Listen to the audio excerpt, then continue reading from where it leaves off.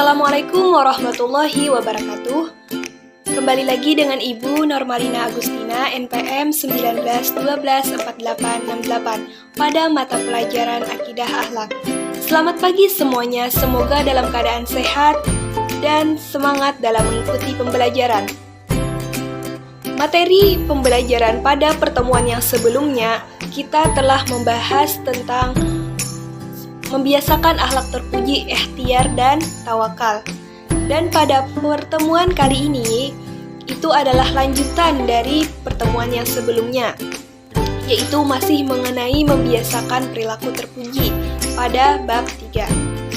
Jadi judul materi yang akan kita pelajari hari ini ialah membiasakan akhlak terpuji, sabar, dan syukur. Indikator pencapaian kompetensi atau tujuan pembelajaran pada pertemuan kali ini ialah setelah pembelajaran, siswa diharapkan mampu yang pertama, menjelaskan pengertian sabar dan syukur sesuai ketentuan Islam. Dan yang kedua, siswa mampu menjelaskan kandungan dalil, sabar, dan syukur. Yang ketiga, siswa mampu mengidentifikasi contoh perilaku seseorang yang memiliki akhlak terpuji, sabar, dan syukur. Yang keempat, siswa mampu menjelaskan dampak positif memiliki akhlak sabar dan syukur. Dan yang kelima, siswa mampu menyimpulkan keterkaitan antara sabar dan syukur. Dan yang kelima, siswa mampu menunjukkan contoh perilaku akhlak terpuji, sabar, dan syukur dalam kehidupan sehari-hari. Baiklah, sebelum kita mulai pembelajaran, siapkan dulu alat-alat tulisnya. Dan apabila alat-alat tulisnya telah dipersiapkan, marilah kita mulai pembelajaran pada kesempatan kali ini dengan mengucapkan basmalah. Bismillahirrahmanirrahim. Marilah kita masuki poin pembahasan yang pertama ialah mengenai pengertian sabar.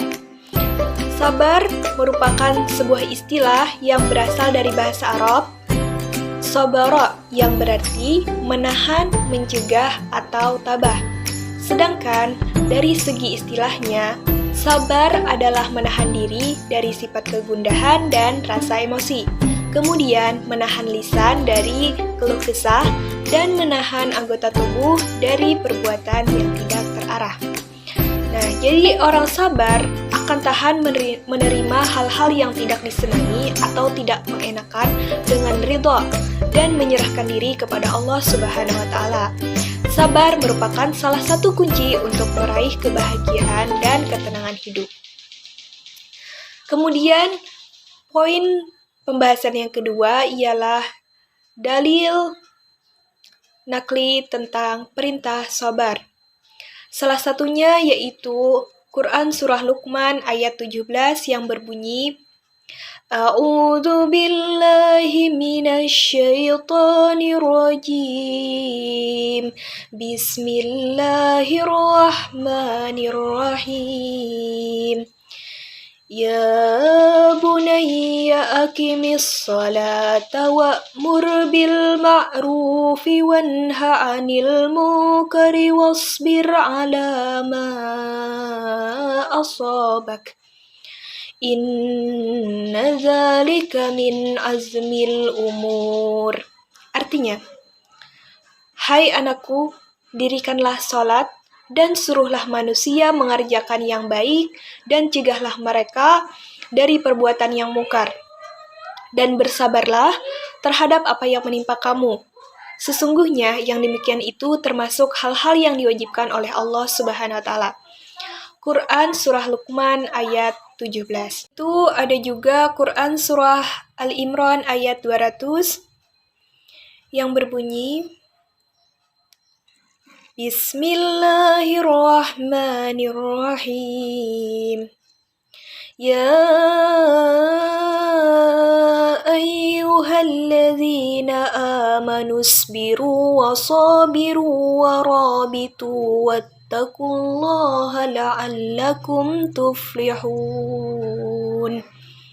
Artinya, Hai orang-orang yang beriman, bersabarlah kamu dan kuatkanlah kesabaranmu dan tetaplah bersiap siaga di perbatasan negerimu dan bertakwalah kepada Allah supaya kamu beruntung. Quran Surah Al-Imran ayat 200. Nah, selain itu ada juga Quran Surah Al-Baqarah ayat 155 sampai 156. Kemudian ada juga Quran Surah An-Nahl ayat 126 sampai 127. Dan lain-lain. Selanjutnya, poin yang ketiga, bentuk dan ciri-ciri perilaku sabar.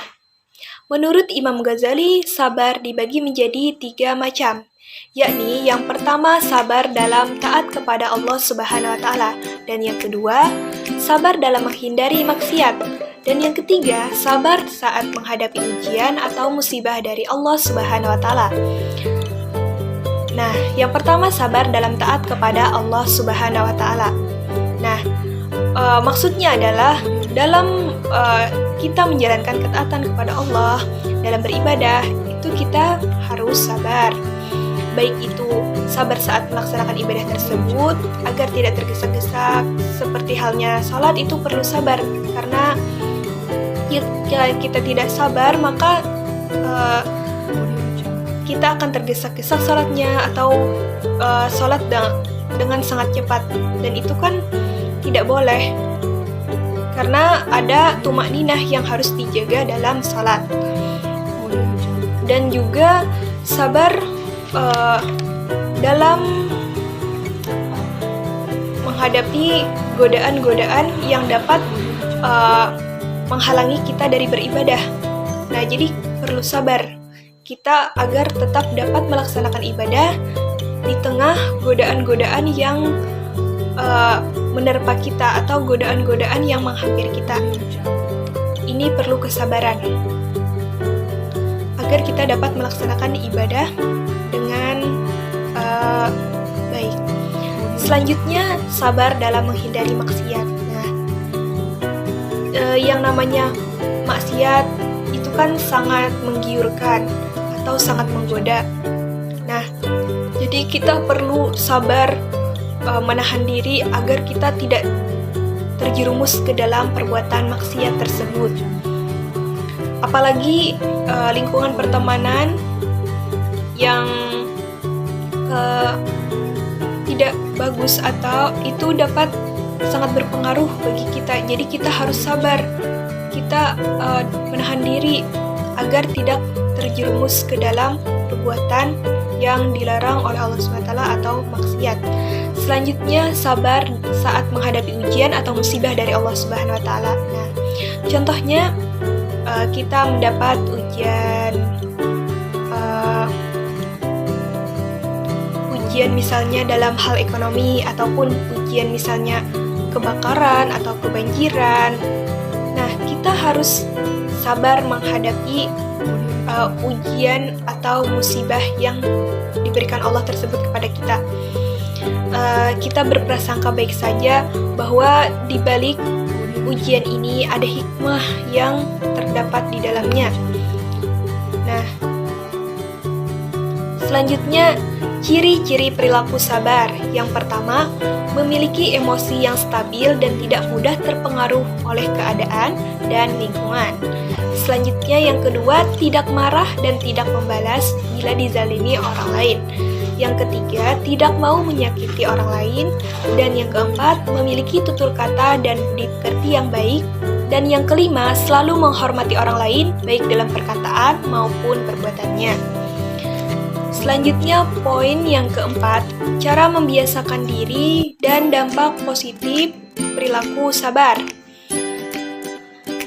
Yang pertama, cara membiasakan diri berperilaku sabar ialah selalu ingat bahwa marah tidak menyelesaikan masalah. Dan yang kedua, bergaul dengan teman-teman yang baik, karena teman-teman yang baik dapat berpengaruh baik juga atau berpengaruh positif bagi kehidupan kita juga. Selanjutnya, hati-hati dalam bergaul dengan teman yang memiliki karakter mudah emosional. Nah, jika kita berteman dengan teman yang mudah emosional, maka sedikit banyak kita juga terpengaruh atau terbentuk perilaku atau karakter yang mudah emosional juga pada diri kita. Jadi hendaklah mencari teman yang tidak mudah emosional. Tapi carilah teman yang emosionalnya itu bagus. Artinya orang yang bisa mengendalikan emosinya dengan baik. Selanjutnya, yakin bahwa orang yang sabar akan dekat dengan Allah Subhanahu wa Ta'ala. Nah, selanjutnya dampak positif membiasakan perilaku sabar. Yang pertama, dapat membendung tipu daya setan. Karena kan selain hawa nafsu, salah satunya juga kita itu jadi tidak sabar, itu adalah tipu daya atau bisikan-bisikan dari setan yang menyuruh kita untuk berkeluh kesah dan tidak sabar. Maka kalau kita dapat melawan hal tersebut, kita dapat bersabar dalam menghadapi ujian, maka setan tersebut dia akan kalah. Selanjutnya, Allah Subhanahu wa Ta'ala menjamin kenikmatan dunia dan akhirat kepada orang-orang yang sabar.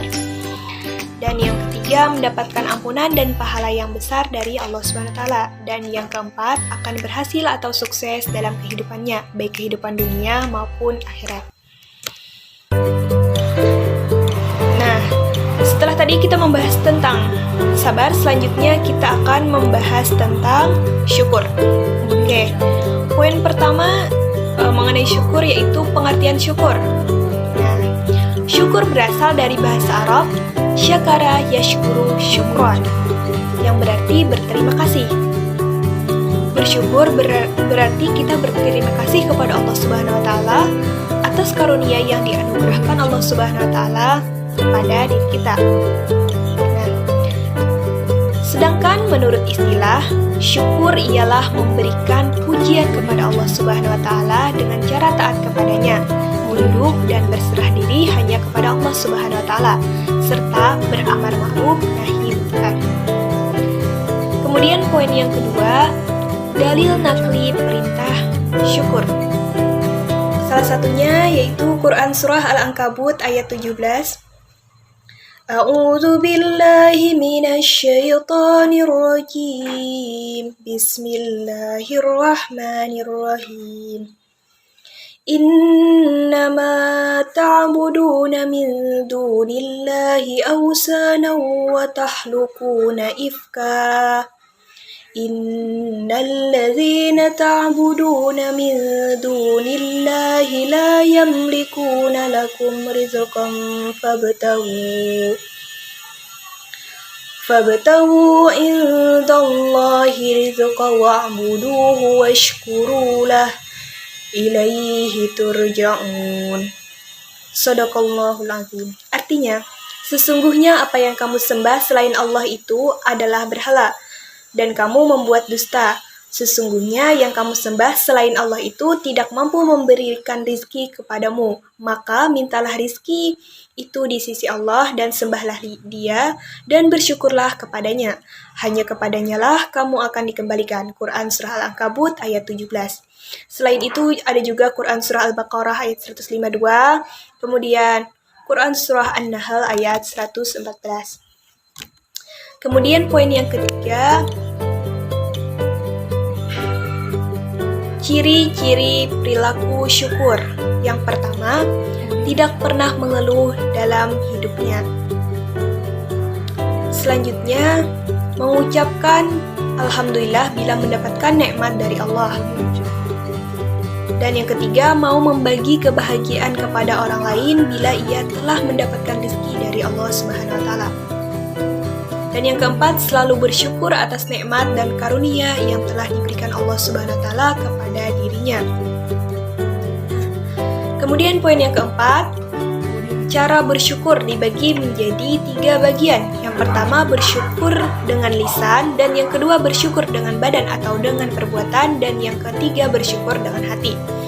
Yang pertama, bersyukur dengan lisan ialah mengakui segala kenikmatan yang telah diberikan Allah Subhanahu wa taala dengan mengucapkan lafaz alhamdulillah atau hamdalah.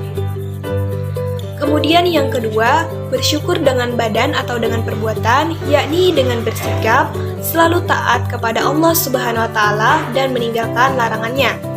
Dan yang ketiga, bersyukur dengan hati, yaitu mengosongkan hati di hadapan Allah Subhanahu wa taala dengan cara konsisten menjaga zikir akan keagungan dan kebesaran Allah Subhanahu wa taala. Selanjutnya,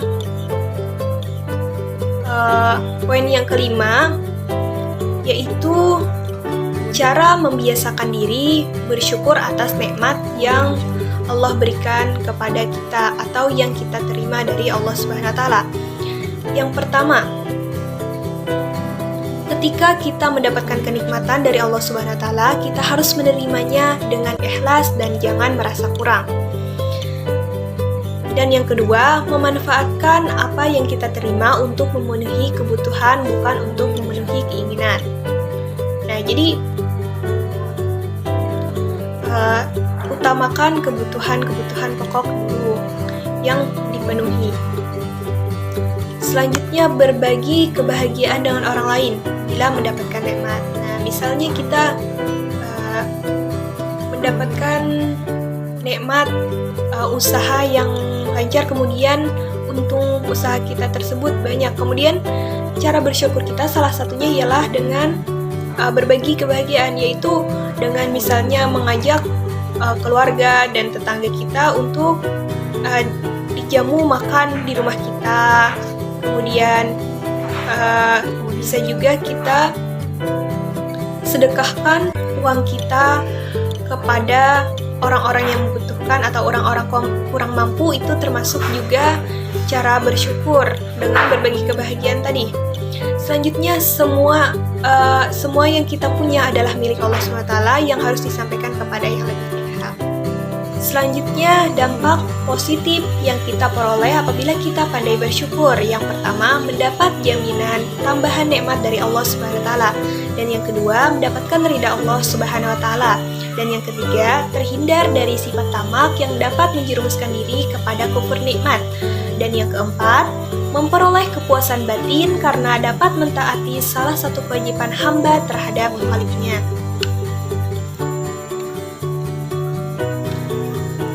Nah, jadi setelah kita membahas tentang sabar dan syukur, baik itu pengertian, dalil, contoh perilaku, ciri-ciri orangnya, kemudian dampak positifnya,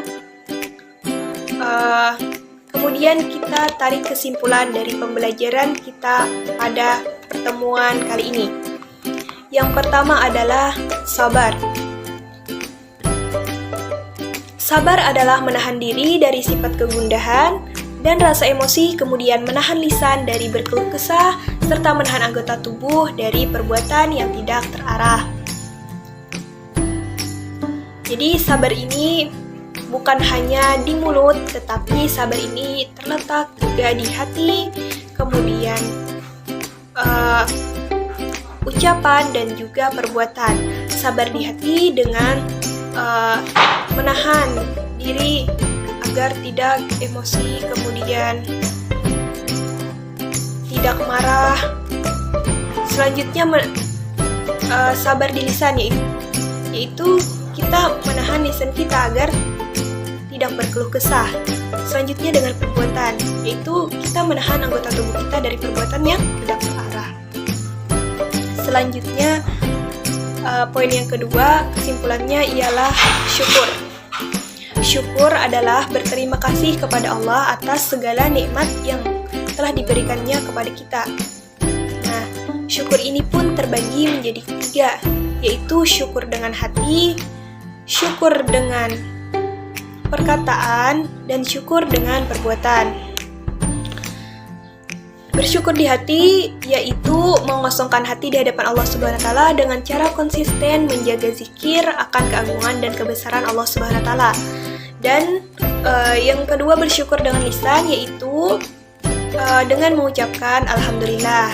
Dan yang ketiga, bersyukur dengan badan atau perbuatan, yakni bersikap selalu taat kepada Allah Subhanahu wa Ta'ala dan meninggalkan larangannya,